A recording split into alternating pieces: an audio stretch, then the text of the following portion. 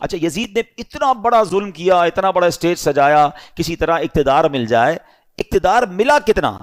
یزید جو ہے اقتدار میں 3 برس 6 ماہ رہ سکا، بس 3.5 سال اسے اقتدار ملا، اور پھر اس کو کس طرح 39 سال کی عمر میں مر گیا، 39 ایئرس کی ایج میں.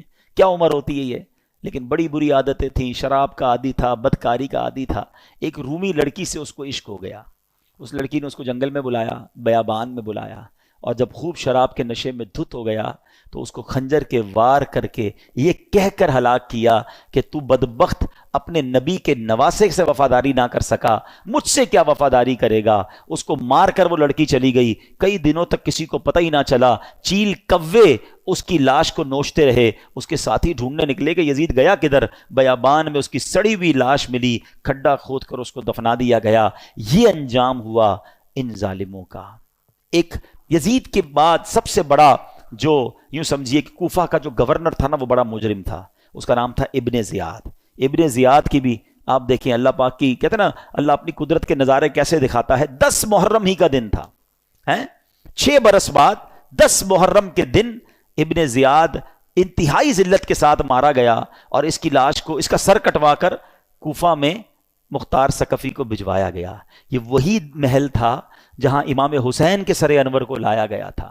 ٹھیک 6 سال بعد ابن زیاد کے سر کو لایا گیا. اب اس کا جب سر رکھا گیا تو ایک بڑا سا سانپ آیا اور اس کے سر کے اندر داخل ہو گیا. پورے محل کے لوگ ڈر گئے، کبھی آنکھوں میں جاتا، کبھی ناک میں جاتا. تو میرے پیارے اسلامی بھائیوں، یہ واقعات ان یزیدیوں کا انجام ہمیں بتاتا ہے کہ ظلم جو ہے نا، وہ زیادہ دیر نہیں چلتا ہے. اگر دنیا میں آج بھی کوئی ظلم کر رہا ہے، کسی کا مال دبایا ہوا ہے، کسی کا حق دبایا ہوا ہے، کسی کی زمین پہ قبضہ کیا ہوا ہے، کسی کو ویسے ہی ڈرا رہا ہے، وہ یہ نہ سمجھے کہ یہ پائیدار ہے.